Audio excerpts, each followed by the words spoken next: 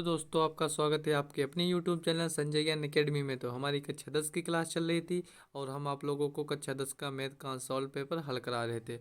और हमने उसमें 2020 का सेट लिया था, 2020 लिया था। उसमें हम आप लोगों को 5 सेट हल करवा चुके हैं और अब हम इस समय छठा सेट हल करवा रहे हैं, जिसमें हमने आप लोगों को तीसरे के सभी सवाल बता दिए थे। आज हम चौथे नंबर से सवाल आप लोगों को बताएंगे। चौथे नंबर में सवाल पहला दिया है हमारा कि एक का नंबर सवाल दिया है, त्रिज्या 4.2 सेंटीमीटर वाले धातु के एक गोले को पिघलाकर त्रिज्या 6 सेंटीमीटर वाले एक बेलन के रूप में ढाला जाता है, तो बेलन की ऊंचाई ज्ञात करना है। तो हमें सबसे पहले इसमें दिया क्या है, गोले की त्रिज्या दी है। तो गोले की त्रिज्या कितनी है, लिखेंगे गोले। तो इसमें देखते हैं हम गोले की त्रिज्या कितनी दी है। गोले की त्रिज्या दी है 4.2 सेंटीमीटर। और जो गोले को बदलकर बेलन के रूप में ढाला गया, तो बेलन की त्रिज्या कितनी दी है, बेलन की त्रिज्या कितनी दी है, यानी 6 सेंटीमीटर का बेलन एक ढाला गया है। तो हम मान लेंगे बेलन की ऊंचाई कितनी है, बेलन की ऊंचाई ऊंचाई बराबर यच है, यच मीटर। तो हमें यच ही फाइंड करना है इसमें। तो सबसे पहले इसमें हम देखते हैं, एक 4.2 सेंटीमीटर वाला एक धातु का गोला था जिसको बदल दिया गया वेलन के रूप में, जिसकी त्रिज्या 6.6 सेंटीमीटर है। तो हमें इसके लिए यह करना होगा कि जो आयतन होगा हमारे गोले का, आयतन तो वही रहेगा, केवल उसका रूप बदल जाएगा, गोले से हो जाएगा बेलनाकार। तो यानी कि जो गोले का आयतन होगा वो बराबर होगा बेलन का आयतन के। तो हम लोग लिखेंगे गोले का आयतन, गोले गोला का आयतन, गोला को हम गोले लिख देंगे, गोले का आयतन बराबर बेलन का आयतन। क्योंकि हम जानते हैं गोले का आयतन क्या होता है, 4/3 पाई r क्यूब। और इसका बेलन का आयतन होता है πr² तो 4/3, पाई का मान हम लिख देंगे 22/7। आर यानी गोले की त्रिज्या कितनी है, 4.2 सेंटीमीटर। तो 4.2 गुणे 4.2 गुणे 4.2 बराबर पाई का मान 22/7। r², बेलन की त्रिज्या कितनी दी है, 6 सेंटीमीटर। 6 गुणे 6 गुणे 22/7 से 22/7 कट जाएगा। अब एक 3 एकम 3 और 3 चक्कू 12, 14 यहाँ 42 हो जाएगा। तो इधर क्या बचेगा, 4 गुणे 1.4 गुणे 4.2 गुणे 4.2 बराबर 6 गुणे 6 गुणे एच। 6×7 = 0.7, 6×7 = 0.7। तो एच बराबर कितना हो जाएगा, 14 चक्कू 56, 5.6 गुणे 7×7 = 49, यानी 0.49। अब हम इसकी गुणा कराएंगे, तो इसकी गुणा क्या आएगी, 2.744 मीटर। यानी जो हमारा 4.2 सेंटीमीटर का एक गोला था जिसको 6 सेंटीमीटर वाला बेलन के रूप में बदला गया है, उसकी ऊंचाई कितनी आ गई, 2.744 मीटर। यही आंसर है हमें जो कि ज्ञात करना था। आइए अब हम चौथे का खा नंबर सवाल देखते हैं। सवाल दिया है, द्विघात समीकरण 2x² - 4x + 3 = 0 का विविक्त कर ज्ञात कीजिए तथा मूलों की प्रकृति ज्ञात करना है। तो इसमें समीकरण क्या दिया है, 2x² - 4x + 3 = 0। इसकी यदि हम तुलना ax² + bx + c = 0 से कर दें, तो a बराबर कितना मिलेगा, x² का गुणांक 2 होगा, x का गुणांक b बराबर होगा, तो b बराबर हो जाएगा x का गुणांक -4 और c बराबर क्या हो जाएगा, 3। तो हम जानते हैं विविक्त कर को हम कहाँ से डिनोट करते हैं, यानी d से हम लिखते हैं। d का फार्मूला क्या होता है, b² - 4ac।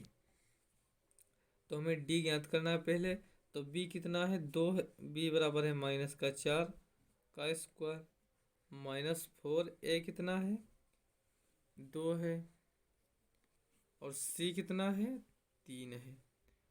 तो डी बराबर 4×16 माइनस सी 3 है।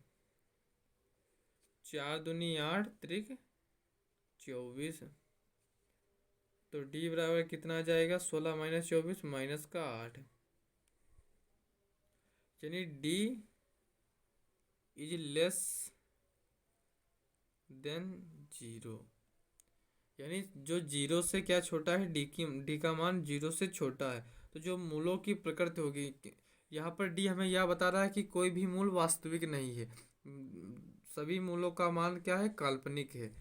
तो यही हमें ज्ञात करना था, जो कि -8 है। और मूलों की प्रकृति, कोई मूल वास्तविक नहीं है। यही आंसर है इस सवाल का। आइए अब हम चौथे का ग नंबर सवाल देखते हैं। सवाल दिया है कि आंकड़ों का माध्यक ऊंचाई ज्ञात कीजिए। जिसमें लड़कियों की ऊंचाइयाँ दी हैं, हमें इसमें माध्यक ज्ञात करना है।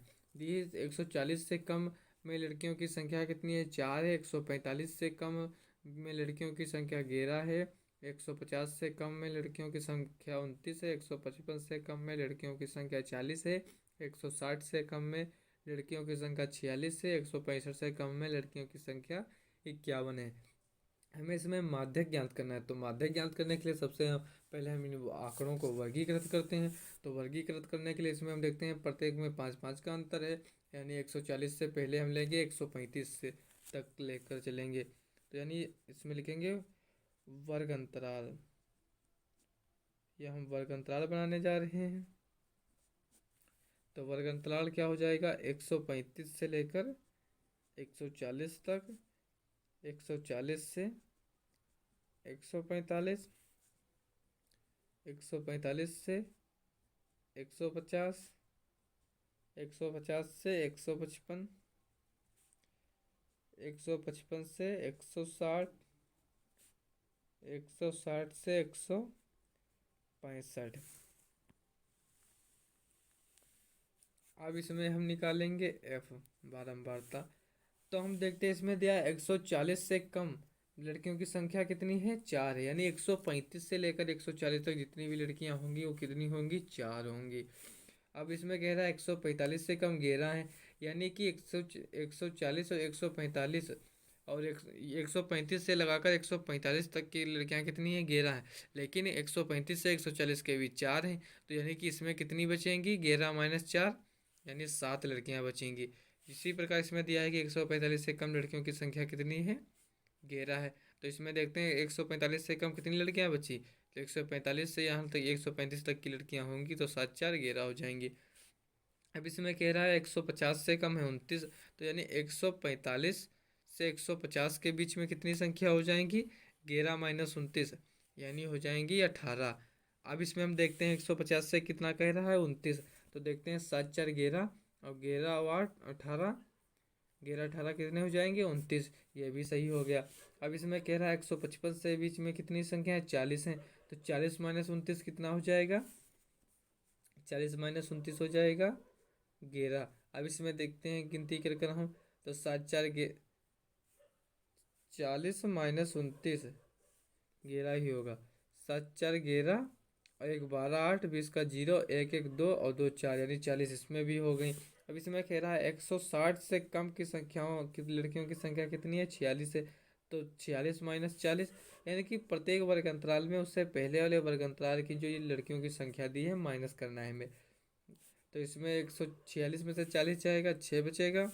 51 में से 46 जाएगा, तो 5 बचेगा। अब हम इसमें इसकी सी एफ निकालते हैं, यानी संचयी बारंबारता। तो सी एफ क्या हो जाएगा, 4 7 4 11, 11 8 29, 29 11 40, 40 6 46, 46 5 51। यानी कि जो हमारी लड़कियों की संख्या दी थी ये संचयी बारंबारता के ही रूप की दी थी, लेकिन हम इसको निकाल लेंगे। अब हमें माध्यक ज्ञात करना है। तो माध्यक के लिए हमें सबसे पहले यह देखना होता है इसमें पदों की संख्या कितनी आई है, 51, जो कि क्या है, विषम है। तो n बराबर कितना है, 51, जो कि क्या है, विषम है। 51 विषम है। तो n बराबर कितनी दी, 51, जो कि क्या है, विषम है। तो n/2 कितना हो जाएगा, 51/2 बराबर 25.5। अब हम देखते हैं 25.5 किस वर्ग अंतराल के बीच में आ रहा है। तो देखते हैं जो वर्ग अंतराल 145 से 150 है, जिसकी CF कितनी 29 है, यानी कि 29 में ही आएगा 25.5।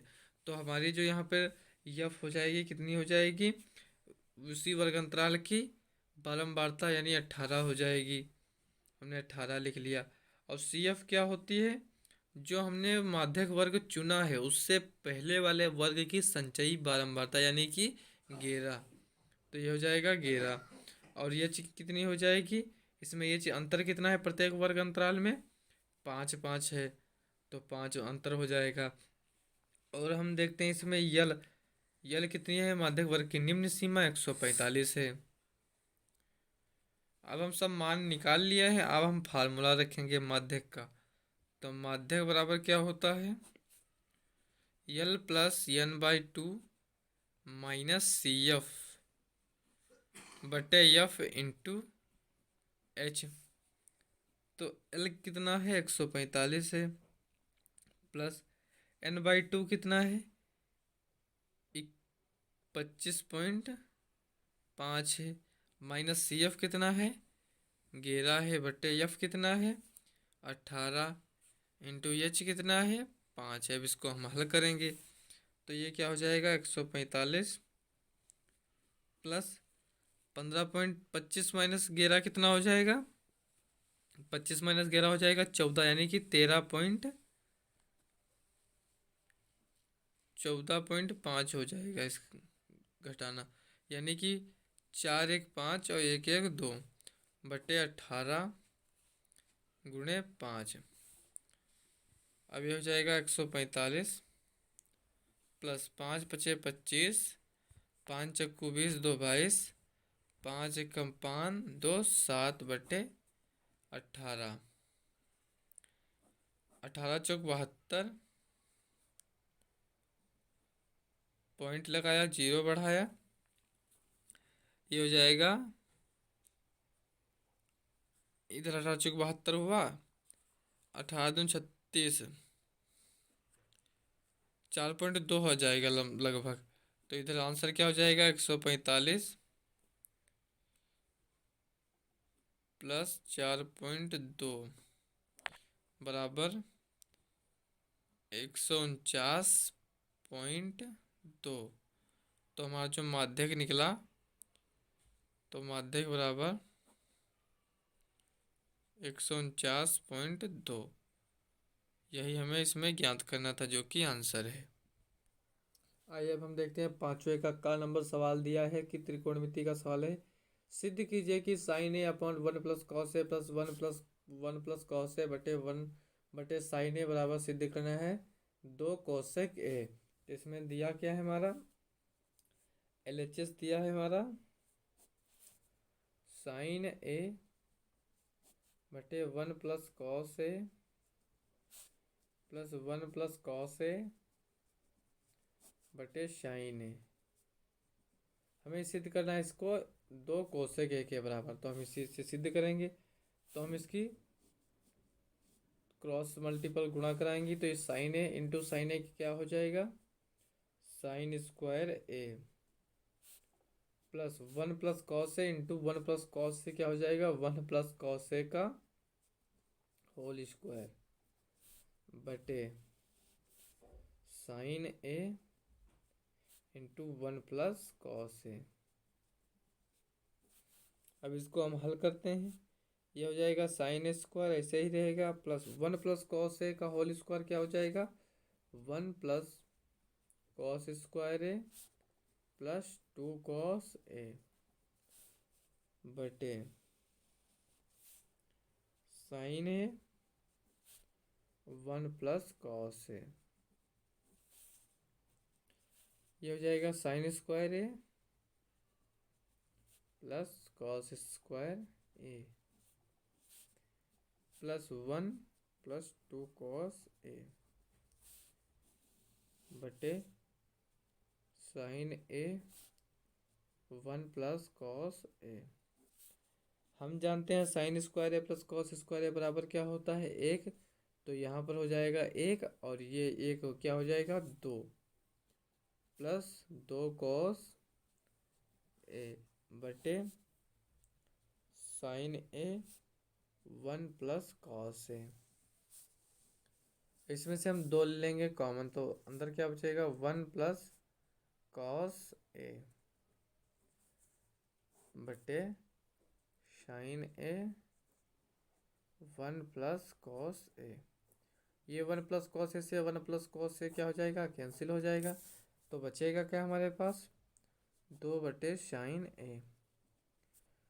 तो 1 बटा साइन ए किसके इक्वल होता है, कॉसेक ए के इक्वल। तो 2 cosec ए जो कि क्या है, RHS। यही हमें सिद्ध करना था, जो कि आंसर है।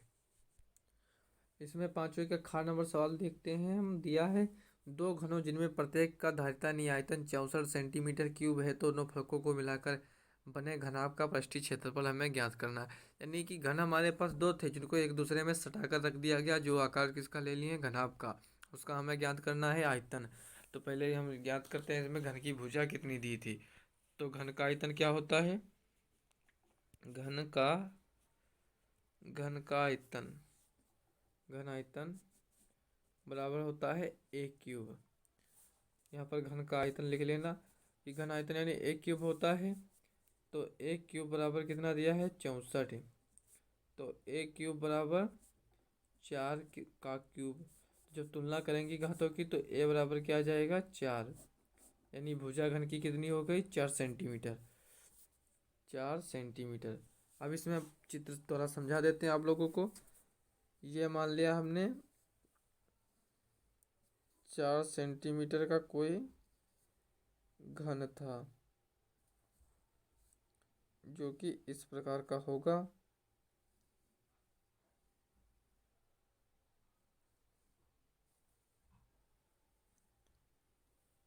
और दोनों घनों को एक दूसरे से सटाकर रखा गया है।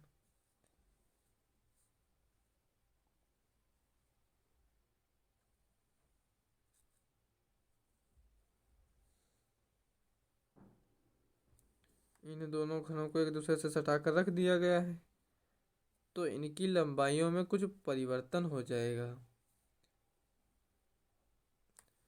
ये लंबाई कितनी, प्रत्येक भुजा 4 सेंटीमीटर निकल आई।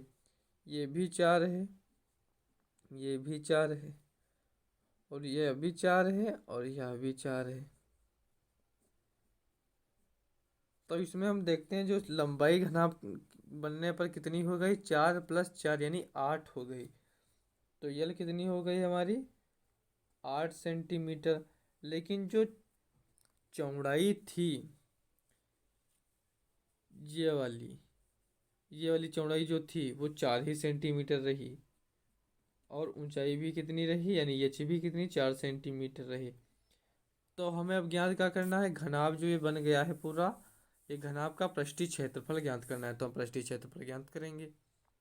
तो अब हम घनाभ का पृष्ठीय क्षेत्रफल का फार्मूला रखेंगे। तो घनाभ का पृष्ठीय क्षेत्रफल क्या होता है, 2LB + BH + LH।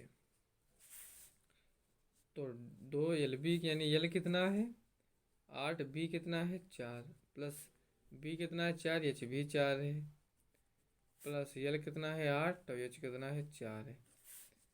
ये हो जाएगा 8 चक्कू 32, 4 चक्कू 16, और 8 चक्कू 32। 2 गुणे 32, 32 64, 64 6 70, 1 80, 80 दूना 160 सेंटीमीटर स्क्वायर। तो जो हमारा बने घनाभ का क्षेत्रफल कितना निकल आया, 160 सेंटीमीटर स्क्वायर। यही इस सवाल का आंसर है जो हमें ज्ञात करना था। आइए अब हम गा नंबर सवाल देखते हैं। दिया है यदि बिंदु A 6, F B 8, 2 C 9, 4 और D P, 3 एक समांतर चतुर्भुज के शीर्ष इसी क्रम में हो, तो P का मान ज्ञात करना है हमें। तो सबसे पहले हम इसमें समांतर चतुर्भुज बनाएंगे। तो ये हमने समांतर चतुर्भुज बनाया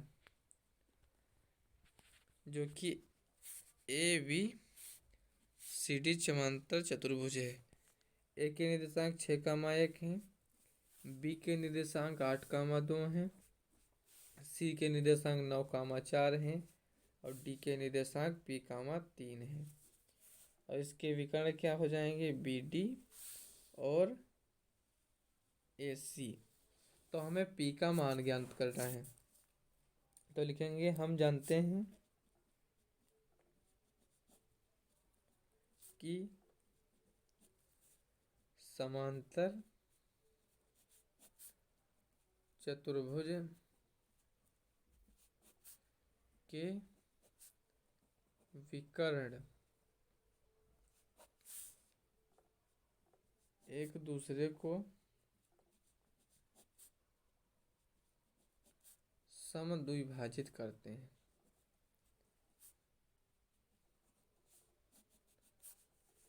समद्विभाजित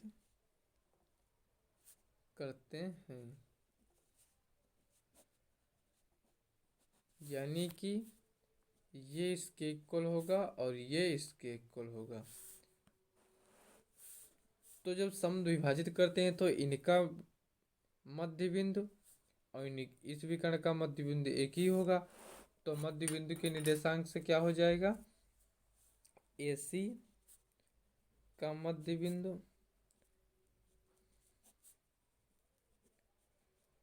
बराबर होगा विकर्ण BD के मध्य बिंदु, BD का मध्य बिंदु।